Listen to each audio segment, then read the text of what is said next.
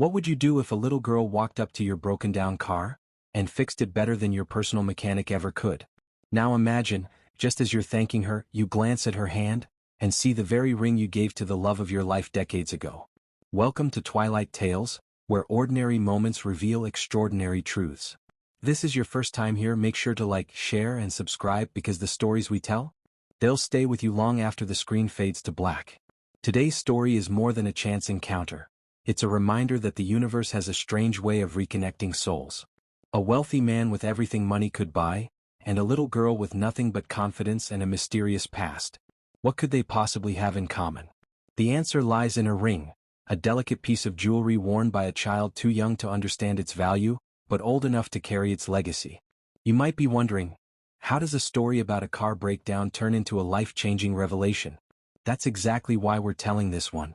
This tale isn't about money or even miracles. It's about how destiny sometimes waits in silence until the perfect moment arrives to speak. It's about what happens when generations intersect, when memories come flooding back, and when a simple act of kindness from a child brings back a love thought to be lost forever. The world is filled with noise, headlines, opinions, endless scrolling. But every now and then we need a story that makes us stop. One that reminds us we're all connected, even in the strangest, most unexpected ways. Today you'll meet a man who thought he had lost the only woman he ever truly loved. A girl who just wanted to help someone on a hot summer day. And a past that refused to stay buried. What started as a routine drive turned into a moment that would unravel years of silence, lost chances, and hidden truths. So, are you ready to go on this journey? Because by the end of it, you may believe that fate doesn't forget. That sometimes all it takes is a little girl with oil-stained hands to restart a heart that had long stopped hoping. This is Twilight Tales, and today's story might just change how you see the world. It was the kind of summer day that shimmered with heat waves, where even the pavement seemed to sigh under the weight of the sun. The air was heavy, the wind still, and the neighborhood quiet, except for the unmistakable sound of frustration under the hood of a deep red 1968 Ford Mustang. The car, polished to perfection and gleaming like a jewel, sat idle at the edge of a suburban street. The driver, mid-50s, sharp suit, gold watch, stood beside it, staring at the open hood as if trying to will the engine back to life. He wiped sweat from his forehead, cursing softly under his breath. This wasn't just any man. This was Victor Dane, a self-made millionaire, known for his ruthless business deals and flashy taste in vintage cars. He wasn't used to being ignored or helpless. Yet here he was, standing next to a dead engine with no help in sight. He had called for roadside assistance, but they were running late. Passers-by glanced at him but kept moving. Some even recognized him but offered no help. Maybe they assumed someone like Victor had a solution already lined up. After all, why would a rich man need help? Minutes turned into a half hour, and the sun only grew hotter. Victor slammed the hood down in frustration and muttered, "Useless piece of junk." That's when he heard it, a small, steady voice behind him. "You flooded the carburetor," it said. He turned, surprised. Standing a few feet away was a little black girl, maybe 10 or 11 years old. Her sneakers were scuffed, her jeans too big, and her t-shirt bore a few grease stains. Her braids were pulled back neatly, and her eyes, bright, curious, and fearless, met his without a trace of hesitation. "What?" Victor asked, thrown off not just by her sudden appearance, but by her tone, casual, confident, like she knew what she was talking about. She stepped closer, pointing to the hood. "You kept turning the ignition. That floods the carb. You need to let it breathe, then crank it once."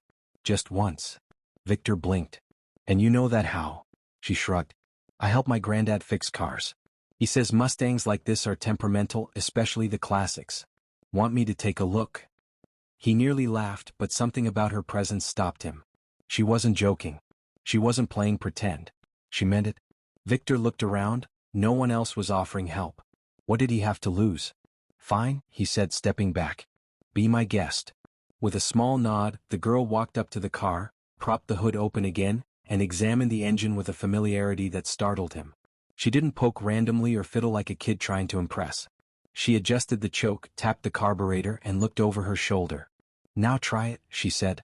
Victor got into the driver's seat, turned the key once, and the Mustang roared to life, smooth and full like it hadn't missed a beat.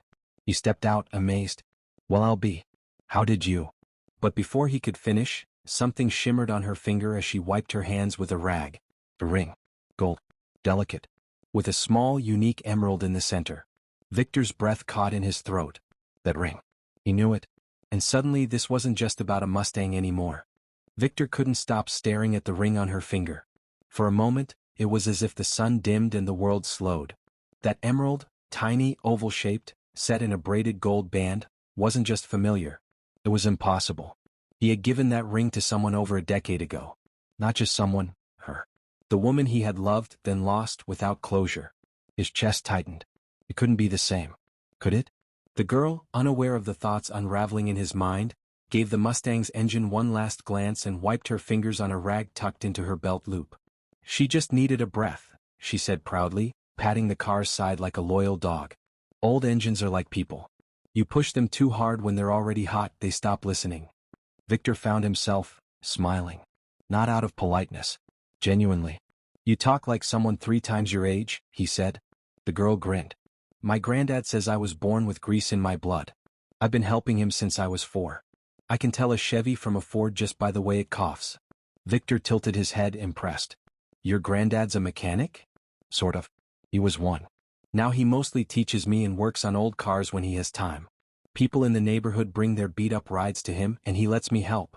He says every engine has a personality. She moved to close the hood but paused. Yours is moody, by the way. Needs regular attention. Victor chuckled. I know the type. They stood in silence for a moment and Victor finally asked, What's your name? Maya, she said, offering her small greasy hand for a shake. He took it, surprised by her firm grip. Victor. Nice to meet you, Maya. He glanced again, subtly this time, at the ring on her finger. Mind if I ask where you got that ring? Maya looked down at it, then smiled faintly. All this was my mom's. She gave it to me a few months ago. Said it was really special to her, that someone important gave it to her a long time ago. Victor felt his stomach twist. He wanted to ask more, needed to ask more, but something held him back. He didn't want to scare her or sound intrusive. Besides, the chance that it was that ring, it had to be coincidence, right? Still, the longer he looked at it, the more certain he became. He shifted his focus back to Maya. You said your mom gave it to you? Do you help her fix cars too?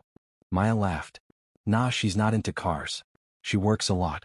I think she gets nervous when I touch tools, but Granddad says I'm a natural. Victor nodded, quietly storing every detail. This wasn't over, not for him.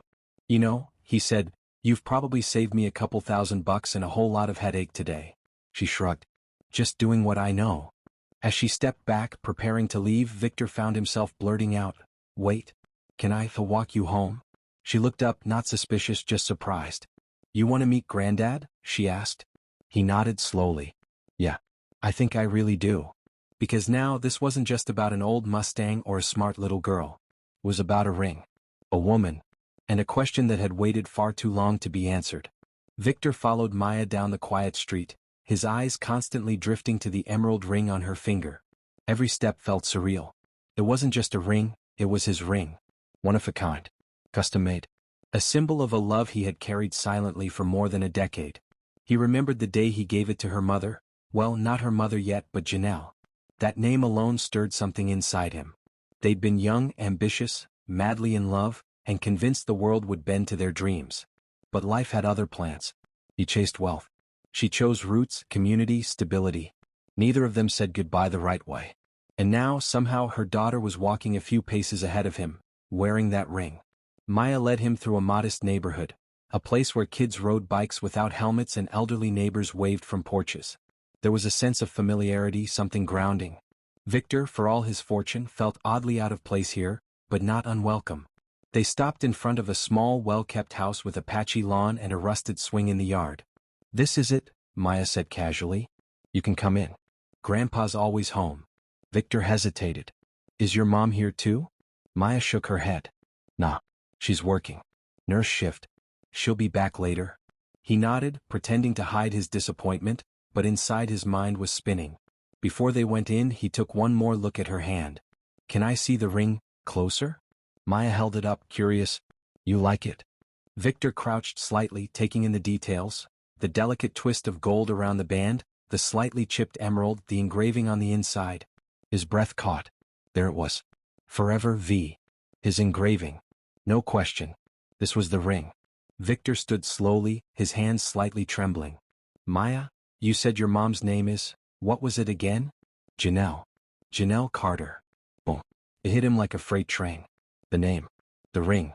The girl. Everything lined up. He took a step back, struggling to find the right words. Your mom? Did she ever talk about your dad? Maya paused. Not really. I think it makes her sad. Grandpa says she used to be in love a long time ago, but it didn't work out. Victor's throat went dry. She never told her daughter? He suddenly felt the weight of years crashing down on him. Missed birthdays, school plays, scraped knees, first words. Was it possible? Could this girl be his daughter? The answer felt like a silent yes. But how do you tell a child something like that? Maya tilted her head. Are you okay, Mr. Victor? He forced a smile. Yeah. Just a lot on my mind. She looked at him thoughtfully, then said, You want to wait inside? Grandpa's just watching baseball. He won't mind. Victor nodded slowly. Yeah. I think I need to sit down. Because the truth wasn't just at the surface anymore. It was knocking at the door, waiting to be spoken aloud. And it all started with one little girl, a dead Mustang engine, and a ring that never should have found its way back to him, but did. Victor sat on a well-worn couch in the small living room, its cushions sunken from years of use. The air inside smelled faintly of motor oil, fresh laundry, and old memories. On a shelf above the fireplace, faded family photos stared back at him. One in particular caught his attention. A younger Janelle, unmistakably her, holding a toddler in her arms, her smile just as radiant as he remembered. It was like stepping into a frozen moment from a life that could have been his. Across from him, Mr. Carter, Maya's grandfather, sat reclined in his armchair, the baseball game playing softly in the background. He was a wiry man with weathered hands and eyes that missed nothing. So, Mr. Carter said, sipping from a chipped mug, you're the man who got stuck on River Street? Victor nodded. I was. Your granddaughter saved me. I owe her big time. The old man chuckled. She's got more sense than most folks twice her age. Been tinkering with engines since she could walk. Victor smiled faintly but couldn't hold back anymore. She mentioned her mother's name? Janelle. That name seemed to put everything else in the room on pause. Mr. Carter's smile faded, and his eyes narrowed just slightly. You know her? Victor took a breath. I did. A long time ago. We were close. The older man leaned forward, his face unreadable. How close? Victor didn't dodge. We were in love. Or at least I was. We planned a future together. But I left. I had ambitions. I didn't think I could build what I wanted while staying rooted. Mr. Carter nodded slowly. And you never looked back? Victor swallowed hard. I did. More times than I care to admit. But by the time I had something to offer, she was gone. No number, no address. Just gone. The room fell into silence. Mr. Carter set his mug down. She never stopped loving you, you know. That ring? She kept it in a little velvet box under her pillow for years. Wouldn't let it go no matter how much it hurt. Victor's throat tightened. Why didn't she ever tell me about Maya? She didn't know how. And by the time she did, she figured too much time had passed. Said if you wanted to be there, you would have found her. Victor leaned forward. But I didn't know. I swear if I had even the slightest clue. I believe you, Mr. Carter said softly. But that don't change the years she raised that girl on her own. Victor nodded, pain etched deep into his face. I don't want to take anything away from her. I want to know Maya. If she'll let me. The old man studied him for a moment, then sat back. That's not up to me. But I'll tell you this, if you're serious, if you're not just here for a memory or some old guilt, you show up. Again and again.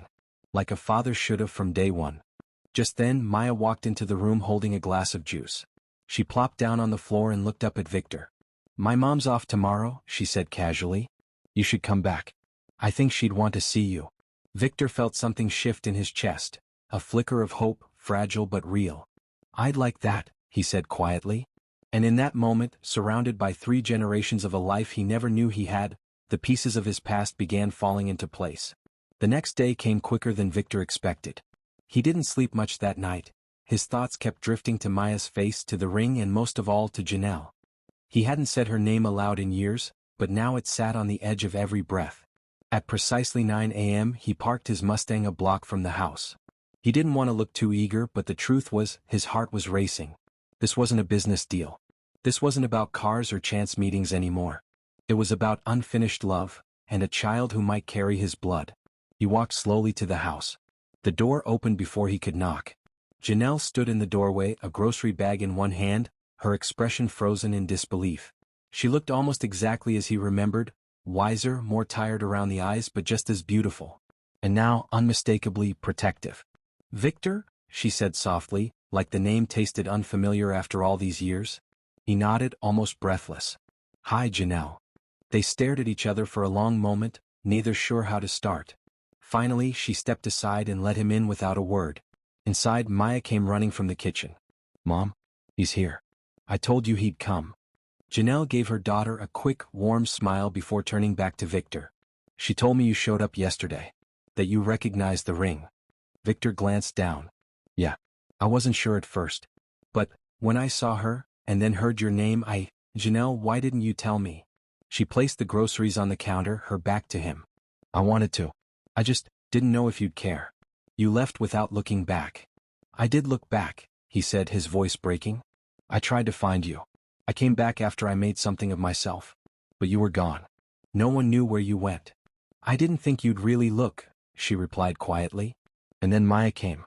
By the time I realized what that meant, years had passed. I told myself she didn't need someone who left." Victor moved closer, slowly. "I never knew. Janelle, I would have been there. I would have." "I know," she interrupted gently. "I believe you. But I didn't want to bring you back out of guilt. I wanted you to show up, because you chose to." He looked at her, eyes filled with regret. "I'm here now. And I'm not going anywhere." Maya peeked around the corner, sensing something important was unfolding.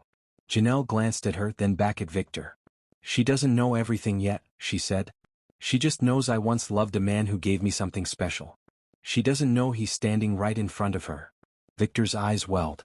Can I tell her? When the time is right." Janelle nodded. "When you've earned it. When she feels it's true." They stood quietly for a moment and then Janelle smiled, just a little. A tired, complicated, hopeful smile. "You look good," she said. Victor laughed, wiping a tear.